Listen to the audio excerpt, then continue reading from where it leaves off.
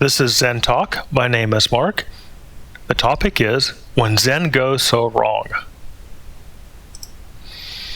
So, right off the bat, we're going to be talking about the LARPing game.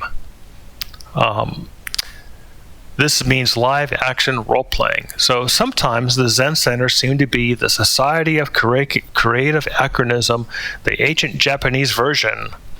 Now, the Society of Creative Acronism is this group. They more or less dress up and as European medieval garbs and kind of create a fair, so to speak, of European medieval activities. And you'll have things like smithing, leatherwork. You'll have champion duels and jousting and dancing, of course, medieval dancing. So this is what the Society of Creative Acronism does, and it's LARPing, live action role playing. And the the American Zen centers are pretty much accused of the same thing, except doing it in the ancient Japanese version. Okay, and that would be with the robes, the bells, the incense, and all the other things that seem to go along with Zen these days. So let's get into the LARPing game. I'll turn off my camera here. Okay, so these are things that I have personally seen done. So Western Zen students speaking a broken English, mimicking Japanese people speaking English. It's the style, right? So I remember I ran across this guy. He was the Tenzo at some well-known American Zen monastery here. And he was giving a speech. This what they would call them Dharma talks, but I would really just call them the Zen talks.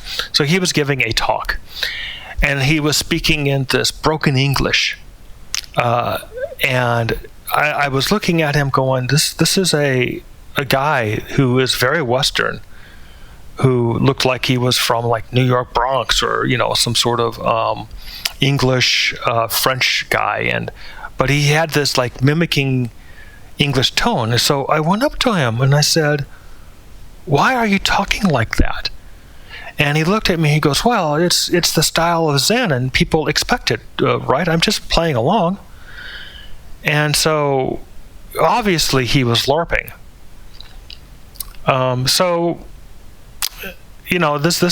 This is more than once I have actually encountered this sort of mimicking of Japanese people speaking English in this broken kind of style.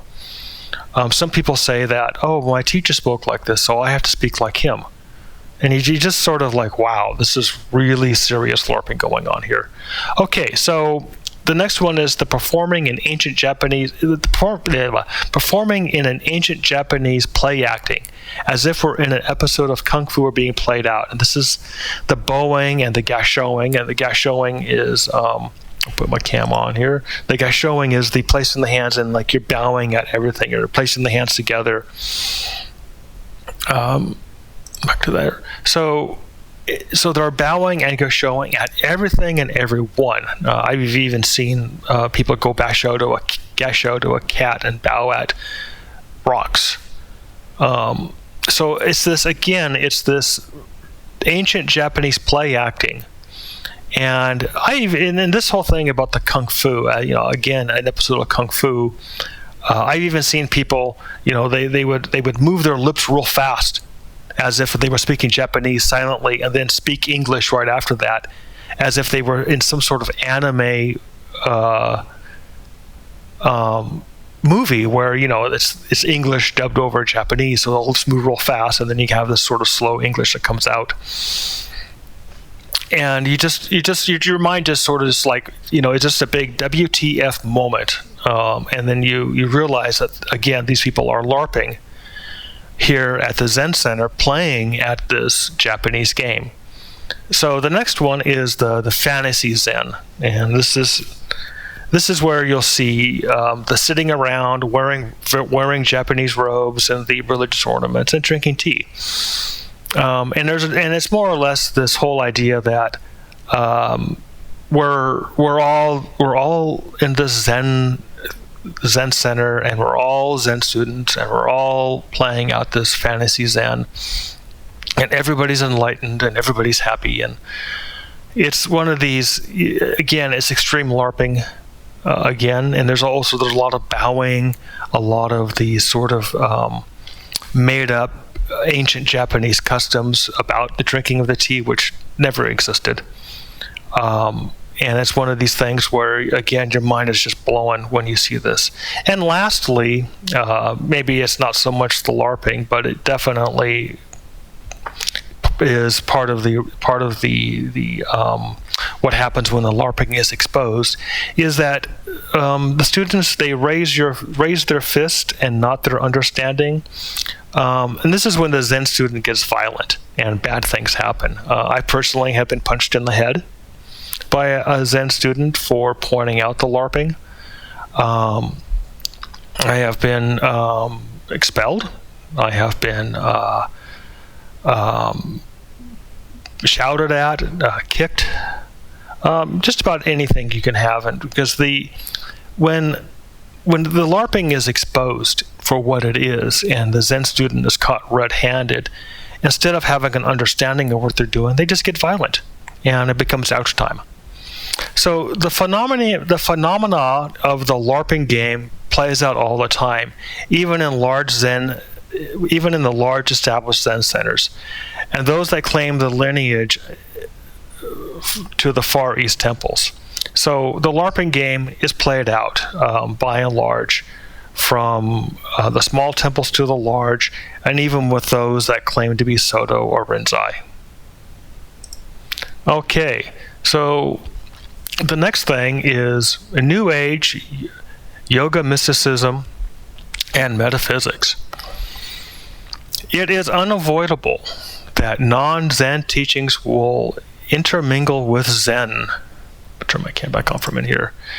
There are a lot of contamination from the Theravadins, those yellow robe monks with their later-day Buddhism, or their later-day Buddhist nihilistic philosophies. Theravadins are to Buddhism as Mormons are to Christianity. And even the Hare Krishna gets mixed in.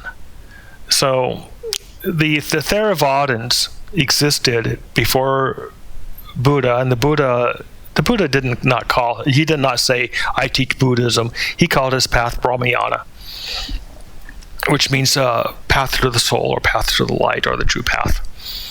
And the Theravadins existed at the time of the Buddha, and you'll see, and there's a lot of, you can read in the sutras, there's a lot of scorn towards the Theravadins. They were called the nihilist deniers.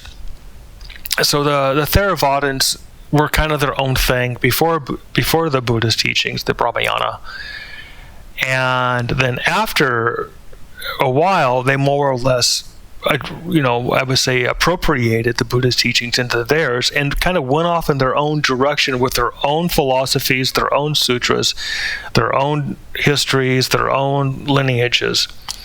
So the Theravadins, again, it's appropriate to say that the Theravadins are to Buddhism as Mormons are to Christianity. They're just out there doing their own thing. So Hare Krishna gets mixed in, and this may be something that has been going on maybe in the last 10 years, where the Hare Krishna dress up as Buddhist monks. And they go out on the streets and collect donations, and they give away trinkets, or they give away little medallions for a donation. Here, I'm currently in Las Vegas, and if you go out to the Las Vegas Strip, you'll see what I call fake monks all over the place, handing out these little bead rosaries, or these little trinket cards. I have one here somewhere, but I can't find it right now. And these are Hare Krishna. And they even now invade the Zen centers, propagating their Hare Krishna philosophies, but pretending to be Buddhist or Zen students. Okay, so and then there's pop psychology, politics, woke, and patriotic. It all gets mixed into all of this, and this creates a lot of havoc within the Zen centers. So what happens when the Zen center raises the American flag? This can create quite a lot of heavy emotions among Zen students. Is about this, and I was actually at a Zen center that once the teacher went out and put the American flag, put it right outside the front door and hanged it. Boy, did that create an incredible amount of drama. So, that happens. Okay, so, and then the New Age teachings are also unavoidable. They seem to creep in and find a home in most Zen centers. And some of the Zen center teachers are also New Age gurus too. It's actually not uncommon to find that that the Zen teacher in a previous incarnation was a New Age guru. It happens, and I've seen it happen, and I've met and have talked with New Age gurus and Zen teachers who have come from these particular lines, and they agree that a lot of the New Age teachings that are not Zen and not Buddhism do creep into their Zen and Buddhism. So, things to watch out for. Okay, is psychological outpatient clinic. And this is something that, again, that the Zen centers have become. We call them the suicide Buddhist, those who come to the center looking for a death to their misery.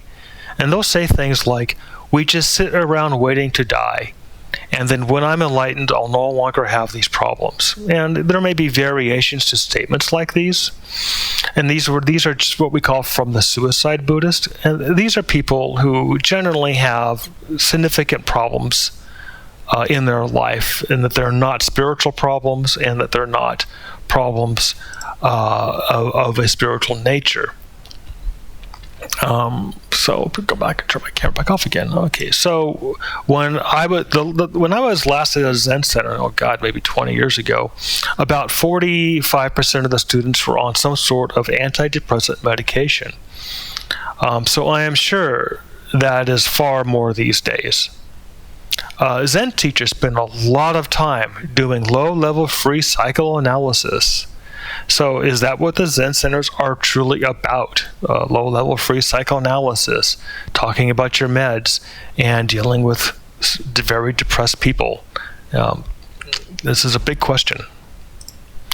All right, so nothing to see here. Move along. So what happens when the Zen center fails? Well, I can tell you, because I have been and have seen failed Zen centers. The vampires move in. And those are who will leech from the students of money, time, and energy. So a failed Zen center is often a weak teacher, or a teacher who is unable to control the students or those who come in. Sometimes the Zen center has no real teacher, and it's just it's being managed from remote control from somewhere else. And what ends up happening is people with very evil people will come in and start pushing on multi-level marketing, other teachings, maybe even wasting time and energy to things that are not Zen at all. The predator stalk, those who look for easy prey to get what they want. Sex, oh yeah, there's a lot of that. Money and free labor. I know of one Zen student who told me about spending a whole year fixing up a guy's house because he thought that was part of the Zen path. Yeah, go figure that. So, also, you get refugees from other Zen paths, from other failed paths that come in. I remember when I was at the Zen centers and the Zen monasteries that the Rajneeshis were in full. And they were flooding the Zen centers because they had nowhere else to go. That was when the Rajneeshi group blew up and disbanded. The Hare Krishnas, of course, were always filtering in. And other refugees from other teachers. Who was it? Harya Das and all these other so-called failed gurus whose students had nowhere to go, seemed to filter into the failed Zen centers because that's the only place they can go. So students and teachers grasp at anything to keep alive. They even bring in guest teachers, such as a foreign Zen teacher who may have significant substance abuse issues, such as heavy drinking, or even from an entire different sect, the Tibetan or Theravadan. I am not kidding you about this, too. It just blows your mind how this can happen. These are all the signs of a failed Zen center. All right, so obviously with a failed Zen center, there's a casualty list. The typical result of a failed Zen center is that the more able students leave, and the weaker ones get eaten up by whatever dark creatures now lurk in the failed Zen center. This is tragic and sad and just terrible, and it happens more than you think. I know people who simply will never go to a Zen center again because of the harm that was caused to them by the evil lurkers that they have encountered when they were there.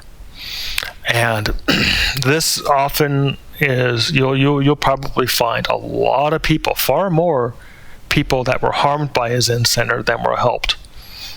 Because of the weakness of the Zen teachers, the failure of the organization, and a lot of it has to do with the ambiguities and the indecisiveness of the Zen path. In other words, the Zen center itself didn't know what it wanted to do, and the teachers didn't know what they wanted to do. So it left to a lot of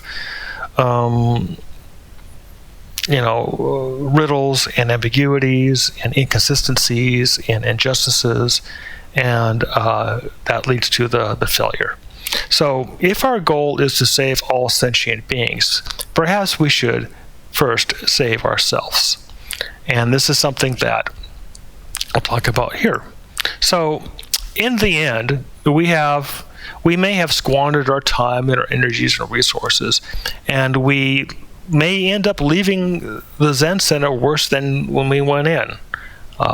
This is something I have heard time and time again. So where we wanted to heal scars and old wounds, we only created more. So there is hope, redemption, and salvation. I am not going to leave this talk on a dark note. So here we go. Number 1, keep vigil. Always call out those who sway us from the path. And that's all of those other groups I talked about. The Hare Krishnas, the Theravadins, the New Age, the people coming from other failed paths. They will all want to inject their failed methods, their evil ways, and distract, to sway us away from the path of Zen. Number 2, help each other. For when a brother or sister falls, we all fall. And it is our hand that helps them up to return to the path. And this is something that, a lot of Zen centers will say, well, if a person leaves, we don't chase them.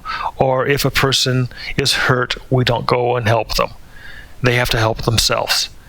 There is truly a very malevolent evil tone in that kind of speaking, and one needs to be aware of it. Number 3, and most importantly, always question everything, for evil lurks when there is ignorance, and when there is and when there is wisdom and knowledge, evil is vanquished. And this is, again, most importantly, always question everything, for when you stop questioning, evil will take root. All right, so thank you, and please remember to like and subscribe.